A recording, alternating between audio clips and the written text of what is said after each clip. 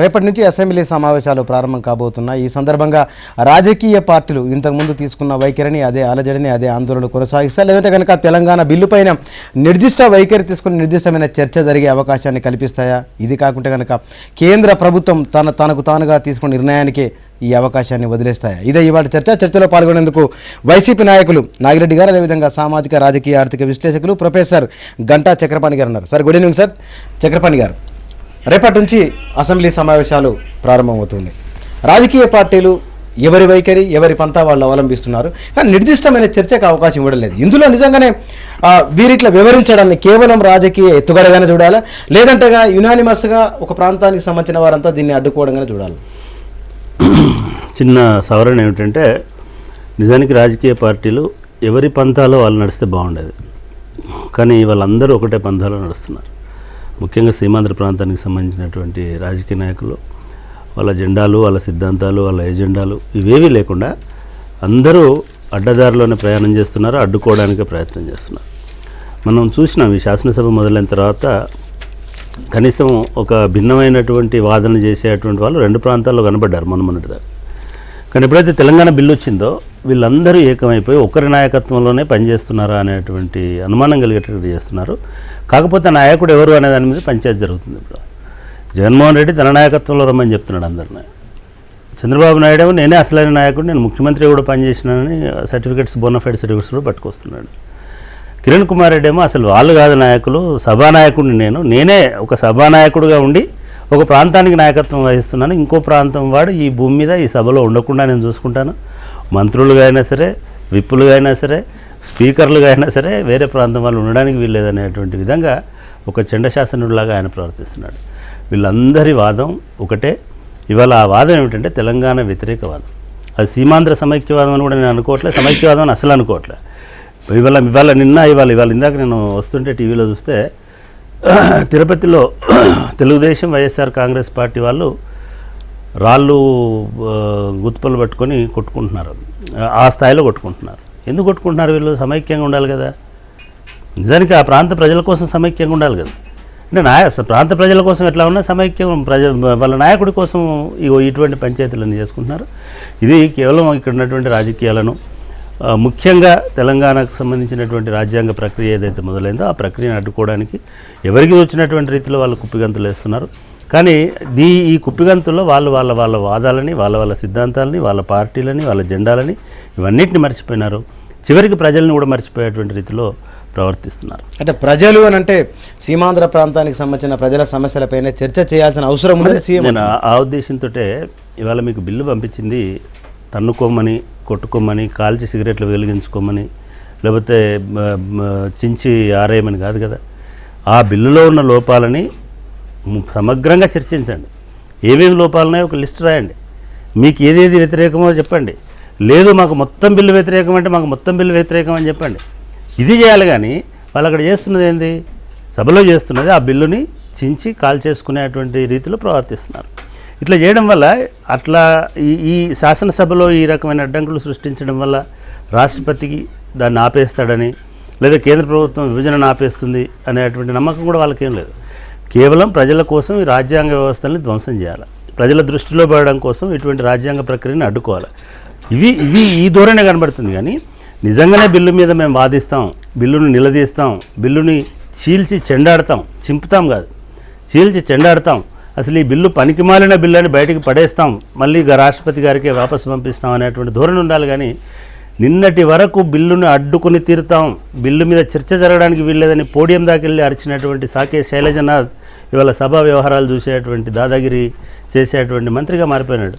ఇదంతా కూడా రాజ్యాంగ ప్రక్రియను అవమానించడమే, మీ ప్రాంతం ప్రజలకు సంబంధించినటువంటి హక్కులను అణచివేయడమే. నిజంగా కూడా మన ప్రజల మనోభావాలను మీరు వినిపించాలనుకుంటే ఆ బిల్లు పరిధిలో వినిపించండి. కానీ ఇంకా మిగతా వ్యవహారాల గురించి మాట్లాడడం అనేది ఈ సందర్భంగా మంచిది. మనతో పాటు డిబేట్లో జాయిన్ అయ్యారు కాంగ్రెస్ నాయకులు తులసిరెడ్డి గారు, అదేవిధంగా బీజేపీ నాయకులు బద్దం బాలరెడ్డి గారు. తులసిరెడ్డి గారు, ముఖ్యమంత్రి తీసుకున్న నిర్ణయం చక్రపాణి గారు చెప్పినట్టుగా అంటే ఎవరైతే బిల్లును వ్యతిరేకిస్తున్నారో, రాష్ట్రపతి పంపిన బిల్లును వ్యతిరేకించిన వారే ఇవాళ సభను నిర్వహిస్తామనంటే దాన్ని ఎట్లా అర్థం చేసుకోవాలి? నిజంగానే కాన్స్టిట్యూషన్ను గౌరవించినట్లు, లేదా ఇవాళ చర్చను సమగ్రంగా జరిగేందుకు, లేదా ప్రజలకు ఒక సానుకూలమైన సంకేతం పంపడానికి ఇదొక ఉదాహరణ అని అనుకోవచ్చు. ఖచ్చితంగా వారు చెప్పినట్లు సమగ్రమైన చర్చ జరగాల. అటు సమైక్యవాదులు కానీ అటు విభజనవాదులు కానీ వాళ్ళ అభిప్రాయాలు వచ్చేసి స్పష్టంగా వారు చెప్పినట్టు ఓవరాల్ బిల్లు మీదైనా మాట్లాడచ్చు. ఓవరాల్ బిల్లుతో పాటు వివిధ 108 సెక్షన్స్ ఉన్నాయి, ఆ సెక్షన్స్ మీద మాట్లాడచ్చు. కాబట్టి ఖచ్చితంగా అసెంబ్లీ వేదికగా, ఎందుకంటే బయట ఎన్నైనా మాట్లాడచ్చు. ఇక్కడ ఉన్న డౌట్ ఏంటంటే అసలు బిల్లునే వద్దన్న వాళ్ళు, బిల్లును అడ్డుకుంటామని చెప్పిన వాళ్ళు. ఇప్పుడు బిల్లును వద్దం లేదే, బిల్లును వచ్చేసి మేము వ్యతిరేకిస్తాము, సమైక్యవాదం చెప్తామంటున్నాం. కొందరు వచ్చేసి చింపిండొచ్చు, కానీ దీంట్లో కాంగ్రెస్ పార్టీకి సంబంధించి చాలామంది వచ్చేసి మిగతా వాళ్ళు సమైక్యవాదులు వాళ్ళు బిల్లును వచ్చేసి వ్యతిరేకిస్తున్నారు తప్పనిచ్చేసి ఆ బిల్లు మీద సమగ్రమైన చర్చ జరగాల. ఆ చర్చ జరిగేటప్పుడు ఎందుకు వ్యతిరేకిస్తున్నారు అనేది సమగ్రంగా చెప్పాలా.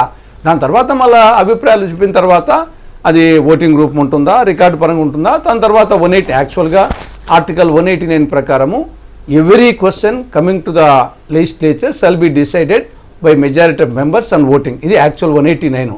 సరే, దాని మీద వచ్చేసి ఆర్టికల్ 3 ప్రకారంగా దాన్ని ప్రెసిడెంట్ గారు కానీ పార్లమెంట్ కానీ ఏ విధంగా తీసుకుంటుంది తర్వాత డిఫరెంట్ ఇష్యూ. కానీ అసెంబ్లీలో ఖచ్చితంగా section by section overall bill మీద జరిగే అవకాశం ఉందని మీరు అనుకుంటున్నారా? జరగకుంటే నష్టపోయేది సమైక్యవాదులే.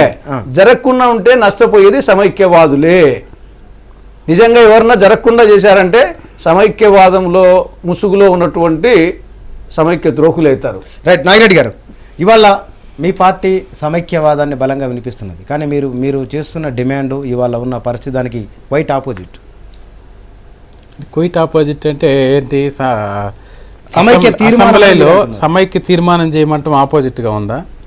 అసెంబ్లీలో తీర్మానం చేద్దాం, మెజారిటీ శాసనసభ్యుల అభిప్రాయం ఒక రకంగా ఉంటే కనీసం శాసనసభ్యుల అభిప్రాయాలను కూడా తీసుకోకుండా ఒక రాష్ట్రాన్ని తమ ఇష్టం వచ్చినట్లుగా వాళ్ళు చీల్చడానికి ప్రయత్నం చేస్తున్నారు, బైఫర్కేట్ చేయడానికి ప్రయత్నం చేస్తున్నారు. ఇంతకు ముందు ఉన్నటువంటి ప్రెసిడెంట్స్ మొత్తాన్ని కూడా ఖాతరు చేయకుండా రీసెంట్గా 2001లో 3 రాష్ట్రాలు ఏర్పరిచిన పరిస్థితుల్లో కూడా ఆ ప్రెసిడెంట్స్ని కూడా పట్టించుకోకుండా ఒక టేబుల్ ఐటెం లాగా తీసుకొచ్చి అన్ని ప్రాంతాలకి నష్టం చేకూర్చే రకంగా, అందరినీ అవమానపరిచే రకంగా, ఏ రోజు ఉద్యమాలు చేసినప్పుడు పట్టించుకున్నటువంటి కాంగ్రెస్ ప్రభుత్వం ఈరోజు ఓట్లు సీట్ల కోసమే ఇటువంటి పరిస్థితి చేస్తుందని చెప్పడం తప్ప, సమైక్య తీర్మానం అడగటం తప్ప, లేకపోతే సమైక్య తీర్మానం చేద్దాం కలిసి రండి అనేసి మిగిలిన వాళ్ళని అప్పీల్ చేయటం తప్ప ఏంటి తప్పు, ఏంటి వ్యతిరేకత? ఇలాంటి వాదన తెస్తే సీమాంధ్ర ప్రజలకు అన్యాయం చేసినట్టే వాళ్ళ ద్రోహులను తులసిరెడ్డి గారు. ఇప్పుడు ఇక్కడ అభిప్రాయం చెప్పకపోతే అది తీర్మానం వ్యతిరేకించినా కూడా అభిప్రాయం చెప్పనట్టుగా. ఇప్పుడు ఒకవేళ చర్చ జరుగుతున్న సందర్భంలో ఏంటంటే ఆ చర్చను కాదని పోతే ఆ చర్చలోనే మేము ఈ బిల్లును వ్యతిరేకిస్తున్నాం ఇప్పుడు తీర్మానం పెట్టా మంచిదే. ఇక్కడ ఒకటండి, రాజకీయ పార్టీలుగా ఎవరి వాదన వాళ్ళు చేసుకుంటారు.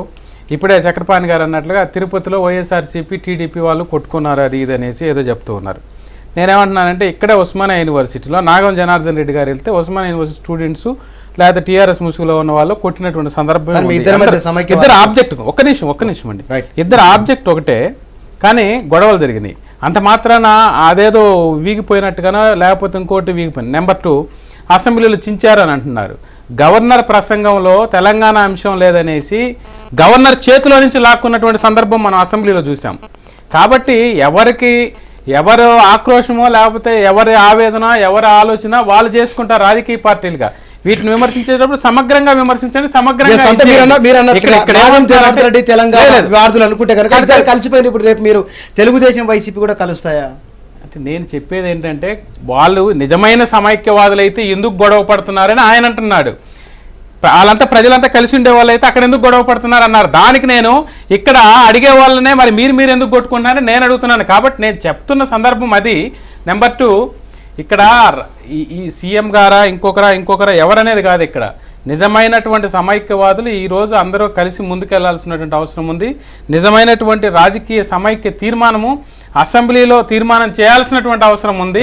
ఆ వాణిని వినిపించాల్సిన అవసరం ఉంది. ప్రెసిడెంట్ గారికి కూడా ఇక్కడ మొత్తం ప్రెసిడెంట్స్ మొత్తాన్ని కూడా ఖాతరు చేయకుండా చేసినటువంటి సందర్భం మీరు ఒకసారి చూడండి. ఒక బేసిస్ లేదు దీనికి అనేది చెప్పాల్సినటువంటి అవసరం కూడా ఉంది. మేము కూడా రాష్ట్రపతిని మా డెలిగేషన్ గెలిచిందండి. అసెంబ్లీలో జరిగినటువంటి సంఘటనకు ఆయన కూడా చాలా బాధపడ్డాడు. ఆ బిల్లును చించేసిన దాని విషయంలో చాలా అంటే చాలా బాధపడ్డాడు. నేను చర్చించడానికి పంపించినా కానీ చింపడానికి కాదు కదా అనే విషయం కూడా మాతోని వెళ్ళబుచ్చుకున్నాడు. రెండో విషయం ఏంటంటే ప్రజాస్వామ్యవాదంలో బిల్లును ప్రవేశపెట్టడం వరకే సరిపోతుంది. దీన్ని ఓటింగ్ చేయాలి, తీర్మానం చేయాలనేటువంటి దుర్బుద్ధితోని లేదా కుట్రలు కుతంత్రాలతోని శ్రీధర్ బాబును అసెంబ్లీ నడుస్తున్నటువంటి రోజుల్లో మరి ముఖ్యమంత్రి ఎందుకు చర్య తీసుకున్నట్టు? సమైక్యవాది శైలజానాథులు నాయకత్వం వహిస్తున్న వ్యక్తికి ఈ యొక్క శాసనసభ వ్యవహారాల మంత్రిగా ఎందుకు నియమించినట్టు? దీని వలన మేము వ్యతిరేకిస్తున్నాం. ఇప్పుడు ముఖ్యమంత్రి గారు చేసిన ఏదైతే పద్ధతి ఉందో అంటే అసెంబ్లీ నడిచేటప్పుడు మార్చడానికి వీలు లేదు. రెండోది ఏంటంటే వీళ్ళు ఎట్టి పరిస్థితుల్లో లేదా ముఖ్యమంత్రి గారు సమైక్యవాదిగా నిరూపించుకోవడానికి అతను చేసేటువంటి కుట్రలో కుతంత్రాల్లో ఇదొక భాగంగా నేను భావిస్తున్నా. శైలనాథులను నియమించడం అనేది చాలా తప్పు. రెండోది శ్రీధర్ బాబు తెలంగాణవాది కాబట్టి అతను తప్పేయడం ఇంకో తప్పు. మూడోది ఏంటంటే ఇక్కడ 4.5 కోట్ల ప్రజల యొక్క ఆకాంక్ష తెలంగాణ. ఈ తెలంగాణ వచ్చిందని కూడా అడ్డుపడడానికి వీరెవరండి? మీ బిల్లు మీద చర్చించుకోండి, మాకు ప్రతి అంశం మీద ప్రతి అంశం మీద ప్రతి సభ్యుడు చర్చించుకోవడానికి 2 వర్గాలకు అవకాశం ఉంది, విభేదించే వాళ్ళకి కానీ సంబంధించే వాళ్ళకి కానీ. అయితే తెలంగాణ కానీ సీమాంధ్రులకు కానీ అధికారం ఉన్న తర్వాత చర్చించండి, అంతేగాని దీన్ని చింపే అధికారం మీకు ఎవరు ఇచ్చిండండి? తీర్మానం చేసే అధికారం మీకు ఎవరు ఇచ్చిండండి? లేకపోతే దీన్ని పెట్టుకొని మంత్రిని మార్పుడు చేసే అధికారం ముఖ్యమంత్రికి ఎవరు ఇచ్చిండు? ఉండొచ్చు, ముఖ్యమంత్రి విచక్షణ అధికారాలు చాలా ఉంటాయి. కానీ ఈ సందర్భంలో మార్చడం తెలంగాణకు అన్యాయం చేసిన వాడు అవుతుంది. కాబట్టి మరి ఈ యొక్క బిల్లును తీర్మానించడానికి శైలజనాథ్ ముందుకు వస్తాడేమనేటువంటి విషయం కుట్రలో భాగంగా మేము చెప్తున్నాం. ఒక దిక్కు స్పీకర్ ఉన్నాడు, స్పీకర్ కూడా అనుమతించాలి. అయితే వీళ్ళు ఏం చేసినా కూడా ఇక్కడ ఏం కాదండి. అక్కడ పోయిన తర్వాత రాష్ట్రపతి మళ్ళీ పార్లమెంటుకు ఆర్టికల్ 3 ప్రకారంగా తెలంగాణ బిల్లును ప్రవేశపెడతాగా సమర్థించారు. వీళ్ళు ఇక్కడ ఏం చేస్తారు? ఓకే సార్, శ్రీధర్ బాబు మొన్నటి సమావేశంలో తెలంగాణ అంశంపైన చర్చ ప్రారంభమైంది అని అన్నారు. ఇవాళ ఆయన లేరు. రేపు జరగబోయే సమావేశంలో దీనికి ప్రాసెస్ కొనసాగింపుగా ఉంటుందా, లేదంటే కనుక వీరు 2 పార్టీల నాయకులు చెప్తున్నట్లుగా మరొక అంశం తెరపైకి వచ్చే అవకాశం ఉంటుంది? అంటే శాసనసభ అనేది చిట్ ఫండ్ వ్యాపారమో రియల్ ఎస్టేట్ వ్యాపారమో కాదండి. ప్రతిదీ బులెటిన్లో రికార్డ్ అయింటుంది, రాజ్యాంగబద్ధంగా ఉన్నటువంటి ఒక ఇన్స్టిట్యూషన్. సరే, వాటి మీద గౌరవం లేకుండా వాటిని కొనేసుకోవాలి, గుత్తకు పట్టాలనుకున్న వాళ్ళు ఎన్ని మాట్లాడినా కూడా మనం పట్టించుకోవాల్సినటువంటి అవసరం లేదు, దాని గురించి ఆందోళన చెందాల్సిన అవసరం లేదు. ఎప్పుడైనా సరే రికార్డ్స్లో ఒకసారి నమోదైన తర్వాత దాన్ని మార్చేటువంటి శక్తి మళ్ళీ స్పీకర్కే ఉంటుంది తప్ప ముఖ్యమంత్రి కూడా దాన్ని మార్చేటువంటి అవకాశం కానీ ఆస్కారం కానీ ఉండదు. బులెటిన్లో అయిన తర్వాత ఇంకెవరు మార్చడానికి ఉండదు. రికార్డ్స్లోకి వచ్చిన తర్వాత ఒక వారం రోజులకు మేము మారుస్తాం. తులసిరెడ్డి గారు చెప్పాలని పార్లమెంట్లో ఉన్నారు, మొదటి నుంచి ఉన్నారు. సరే, శైలజానాథ్ గురించి నేను మాట్లాడడం అంటే కొంచెం నాకు కూడా ఇబ్బంది. ఎందుకంటే శైలజానాథ్ ఒక శాసనసభ్యుడిగా ఉన్నాడని లేకపోతే మంత్రిగా ఉన్నాడని నేను అనుకోలే. ఆయన ఒక సీమాంధ్ర సమైక్యవాద జేఏసీ నాయకుడిగా మాత్రమే ఆయన సభలో ఉన్నాడు. మీరు మొన్నటి విజువల్స్ చేయండి ఒకసారి తీసి. శాసనసభలో బిల్లు వచ్చిన రోజు శైలజానాథ్ ఏం మాట్లాడినాడు, ఎట్లా అడ్డుకుని తీరుతాం, వెనక్కి పంపించి తీరుతామని ఎట్లా మాట్లాడినాడు ఒక మంత్రిగా ఉండి. పోడియం దగ్గరికి ఎట్లా పోయినాడు ఒక మంత్రిగా ఉండి. శ్రీధర్ బాబు ఏమి అట్లా తెలంగాణవాది కాదు. శ్రీధర్ బాబు ఎప్పుడు లేచి అట్లా అల్లరి చేయలేదు. శ్రీధర్ బాబు ఎప్పుడు రాజ్యాంగబద్ధంగానే పోయినాడు తప్ప రాజ్యాంగాన్ని వ్యతిరేకిస్తానని అనలేదు. సరే, ఇప్పుడు ప్రశ్నలు వేసేవాడికి ప్రశ్నలు వేసేవాడిని మనం ఏమనలేం. మనం అడిగింది ఒకటైతే వాళ్ళు వీళ్ళని ఇవన్నీ మీరు కొట్టుకోండి, తన్నుకోండి, ఎవడన్నా చేసుకోండి, శాసనసభ మొత్తం కాలబెట్టుకోండి. నాకేంటే ఇవాళ నేను అడుగుతున్నది రేవంత్ రెడ్డి కానీ చాలా మంది వీళ్ళు మేము దాన్ని పాటిస్తాం, మేము ఫాలో అవుతాం అంటే మీ ఇష్టం, నాకేమి ఇదేం లేదు. నాకు దాని మీద మమకారం లేవు, గౌరవం కూడా నాకేం పెద్దగా లేవు. ఎందుకంటే ఇట్లాంటి వాళ్ళని చాలామందిని చూసినాను నేను 30-40 ఏళ్లలో. కాబట్టి నేను ఒకటే ఏం చెప్తున్నానంటే, ఈ పద్ధతిలో చర్చ జరిగితే ఇప్పుడు చాలా కొత్తగా ఎవరికి రాజ్యాంగం తెలియదు, చట్టం తెలియదు, అన్ని జైల్లోనే నేర్చుకున్నాం అనుకునేటటువంటి వాళ్ళకి మనం ఏం చెప్పలేం. ఆర్టికల్ 3 అనేది ఒకటి ఉన్న తర్వాత రాష్ట్రపతి ఒక ప్రక్రియను మొదలుపెట్టి ఆ బిల్లు అసెంబ్లీకి వచ్చిన తర్వాత అసెంబ్లీలో 2 రోజులు 3 రోజులు చర్చ జరిగిన తర్వాత లేకపోతే అది అలజడి జరిగిన తర్వాత మేము సడన్గా మేము దానికి వ్యతిరేకంగా ఏదైతే రాష్ట్రపతి పంపించినాడో, రాజ్యాంగ అధిపతి పంపించినాడో దానికి వ్యతిరేకంగా మేము తీర్మానం చేస్తామంటే ఎవరు ఏం చేస్తాం? చేసుకోండి.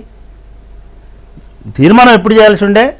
1 నెల ముందో, 6 నెలల ముందో, 2 నెలల ముందో, లేకపోతే ఇంకా ముందో ఈ శాసనసభ దీనికి ఇవాళకి కూడా రాజశేఖర్ రెడ్డి గారు ఫిబ్రవరి 11వ తారీఖు 2009లో చేసినటువంటి తీర్మానం సిద్ధంగా ఉంది, అక్కడ రెడీగా ఉంది, ఆల్రెడీ ఉన్నది, అక్కడ జరిగింది. ఆ తీర్మానంలో ఆయన స్పష్టంగా చెప్పినాడు, నాకు కానీ ఈ శాసనసభకు కానీ తెలంగాణ ఏర్పాటు పట్ల ఎటువంటి వ్యతిరేకత లేదు. మీ రికార్డ్స్ మీ దగ్గర కూడా ఉన్నాయి, మీరు ప్లే చేసినారు చాలాసార్లు.